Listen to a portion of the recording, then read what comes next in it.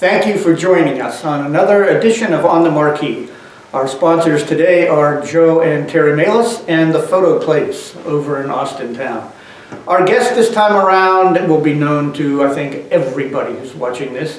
You have seen him many times on stage and on television in various newscasts whenever you happen to flip on the TV for WFMJ TV. Please give a big welcome to Mr. Glenn Stevens. Hi, Jack. Glenn, how are you? Good Doing to see well. you. Good. Nice to see you. Okay, you are primarily known. You're known well as an actor, but you're also primarily known as a reporter on WFMJ. Mm-hmm. How did theater get worked into all of that? Well, I had done theater in school and had always wanted to get back into it, but for a long time I was anchoring the news at 6 and 11, and it just didn't offer the opportunities to do rehearsals and do shows.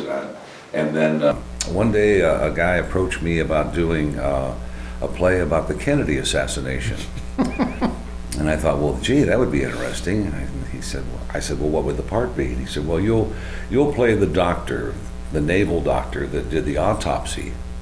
And I said, okay. So I got back into, I forget what year that was, the first time we did it.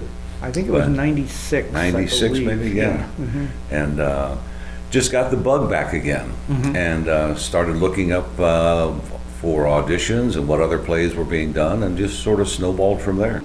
What are some of your favorite roles that you've done? Oh boy. Out of the many that you've done.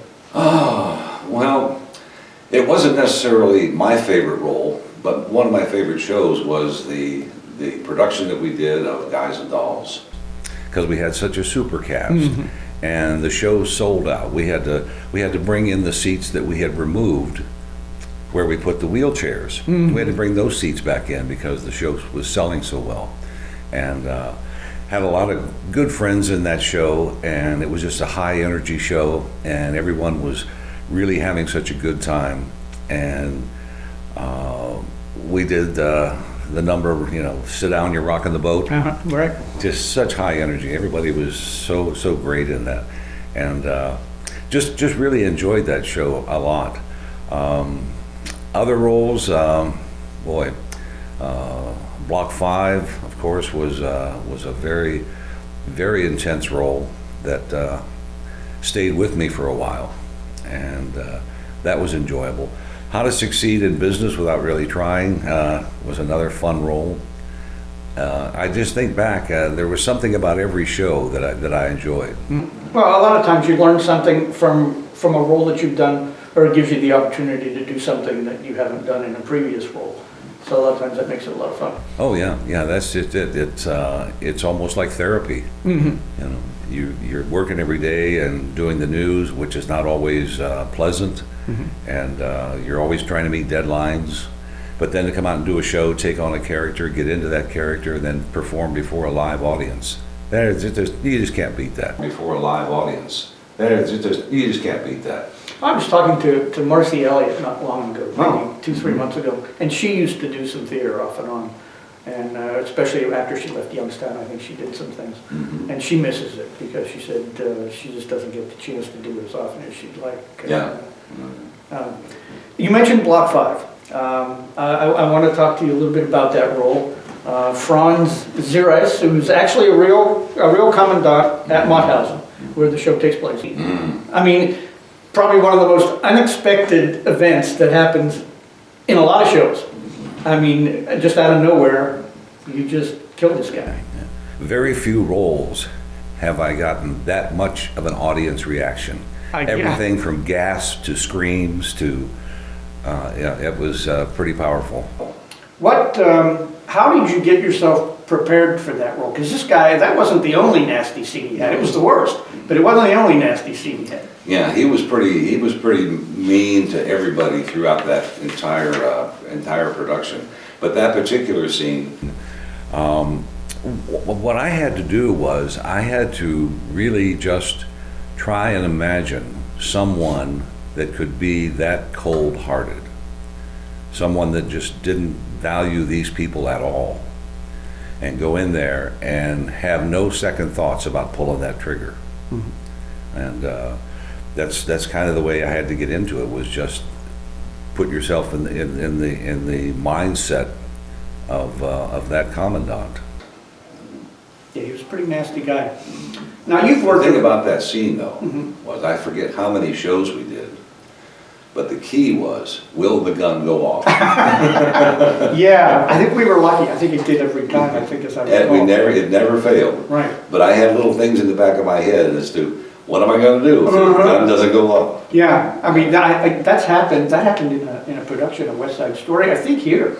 Oh. And I can't remember what they did, you know, when they're supposed to shoot Tony at the end. Oh, The yeah, gun didn't go right. off. And it doesn't. I can't remember what they did, but they covered for it somehow. You have worked with a lot of the legends here through the years, people that have, you know, come and gone from here that their name is associated with the Playhouse. Are there any people of those that particularly come to mind that were mentors to you that you learned particularly from? Well, I guess first of all, the director Joe Scarvell. Joe was always great in giving you little tidbits, little nuggets that would help you enhance your role. Lynn Rafferty. Lynn was always great. She could step into just about any role that anybody threw at her. Victor Garcia was always fun. We did Guys and Dolls, Big Julie. Yeah, he's a perfect Big Julie. He's a perfect Big Julie. Yeah. Yeah, there's been so many. Boy, I wish I could have prepared myself for some of the names that I've think back on. But a lot of people here that you can learn from just by watching them. You know. You've been on the board in the past year. 2 terms. 2 terms. What do you feel needs to be done or can be done to make the Playhouse more involved in the community? I mean, at one time years ago, it was the only game in town, and I mean, everybody came to the Playhouse, and they had all kinds of committees. I mean, they had fundraising committees that were just huge. That times have changed, obviously. How can the Playhouse remain as active in the community, not just in doing shows, but as a member of the community to keep people interested in the arts? Well, I think, yeah, you're right, though. I can remember back when opening night at the Playhouse was almost like opening night at the Symphony. People dressed up, people came in and enjoyed the shows. I guess in this day and age, it comes down to marketing with all the social media that's out there. Just, you know, reinforcing with the community that there's live theater going on in this community, in Youngstown, at the Youngstown Playhouse, one of the most storied playhouses in the country. And come and enjoy it. Get out to the schools. Try to attract more of that younger generation that seems to be just totally absorbed with social media. Let them know that, boy, if you haven't enjoyed live theater, you need to come out. Parents, bring your kids to see live theater. But yeah, I think that's one of the things you have to do is raise that awareness. Raise that awareness any way you possibly can. Okay. From your involvement on the board, obviously you're privy to a lot of things that the usual person that walks in here is not. What are the biggest challenges, do you think, in just running a place this size? Paying the bills. Paying the bills. Yeah, paying the bills. I remember there were times when times were tough here at the Playhouse, and we wanted to organize and remodel the costume shop and the wardrobe area. And the only way we could do that is at the board meeting, went around the table, and each board member wrote a personal check. I mean, that's how we got it done. I mean, we supported, we wrote the check, and that's how we got it done. But yeah, I mean, this is a fabulous venue. It's just got so much history, but it's a cement block building, Right. and it's tough to heat. So that's one of the main challenges, is just being able to get the revenue that you can pay all the bills and get people involved, bring in the volunteers. The volunteers, I mean, there would be no community theater without volunteers. Exactly. And we just rely on them so much to come in and to do the things that need to be done. Fundraisers are great as long as we take the time to figure out what's going to work in this community, what's going to attract people. You can't just do a fundraiser and expect people to show up. You have to put a little thought into it and then make people aware of it and make it a place people want to be. Yeah. I want to be there for that. Make it an event they don't want to miss. Right, exactly. You've dealt with many managing directors that have come and gone from here, and we've had a long list. In fact, in the book that I'm writing about the 100-year history, we're going to try and list every managing director that's been here, and that'll be a project in itself. But what advice to a new managing director coming in here would you give that person to help them deal with all the problems and all the aspects of running this place that they have to deal with? Well, I think, first of all, I mean, if you're not from the area, acquaint yourself with the history of this place so that you know it's such a valued asset in the community. And then surround yourself with good people. People that are dedicated to the arts, dedicated to live theater, dedicated to the Playhouse. And then make it inclusive. Come in and pick the brains of those people. Have brainstorming sessions so you get diverse ideas, and then have a selection committee that selects shows that are ones that, again, one of the places where people, I want to see that show. That's a great show. But don't be afraid to go off the beaten path every now and then and present something that's a little bit avant-garde or something that's a little bit different. Because a lot of times you have that dedicated core of people that love theater. Give them something different. Give them something a little bit different, and bring them in that way. In your position in the media, you kind of have a unique perspective. You get to look at things from both the media side and the art side.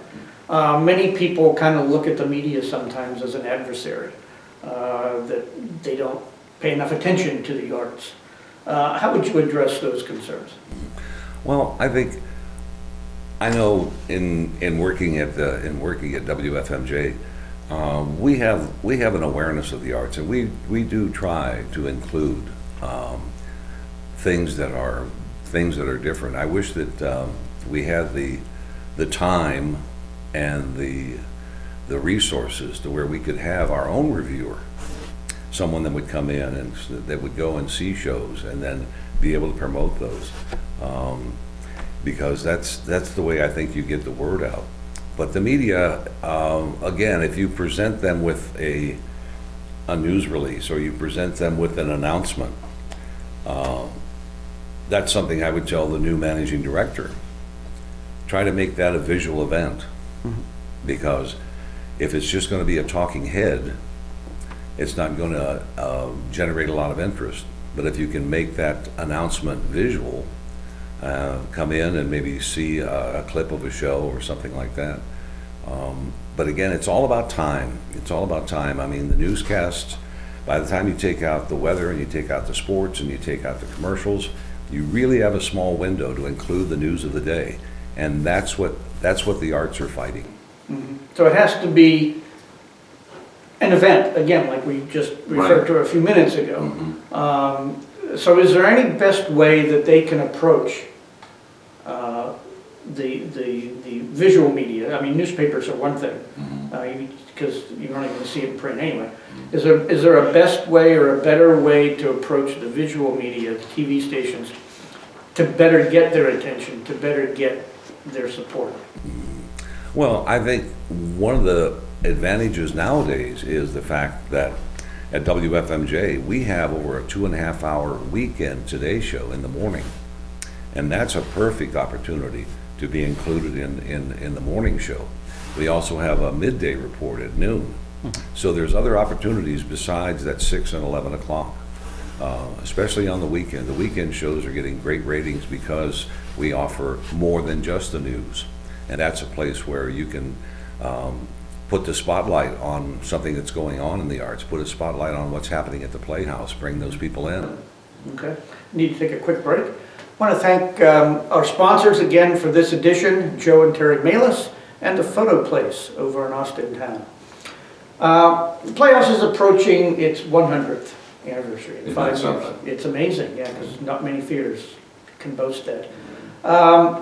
How have you seen the Playhouse change over the years since you've been here? A lot of things have happened, both good and bad. How have you seen both the progress change, the interest in the Playhouse, the interest in the acting of the actors, all of those things evolve since you started? Well, I think before, when I started out real early, it was a community. I mean, it was like a family. People came in and you shared your anticipation of auditions, your anticipation of a cast coming together and opening nights and working together. And then we had a little bit of a low period where things dropped off a little bit. I remember that. And it seemed like we were seeing too many of the same people all the time, because that's what community theater is about. I mean, it might be the guy at the gas station, it might be the dentist, it might be the auto mechanic. You want to get those people that have that thirst and that desire to come out and do shows, and to open it up and get more people to come in and have the opportunity to be in a show. One of the biggest improvements that I've seen, well, we got an elevator. Mm-hmm. Yeah, that's true. That was a big project. And we have the Moyer Room, which is again a nice venue for shows that fit into a size like that, because we lost the arena. The arena was always a great place. That was a fantastic spot. It was. I loved performing at the arena. You have the audience as close as you and me right now, and you didn't have to do the elaborate sets, but you relied on the actors. You relied on the play. You relied on whoever wrote it to hold that audience. So I miss that. Plus, it was very adaptable.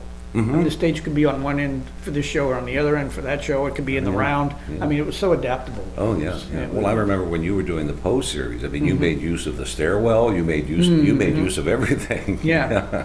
That was a great spot.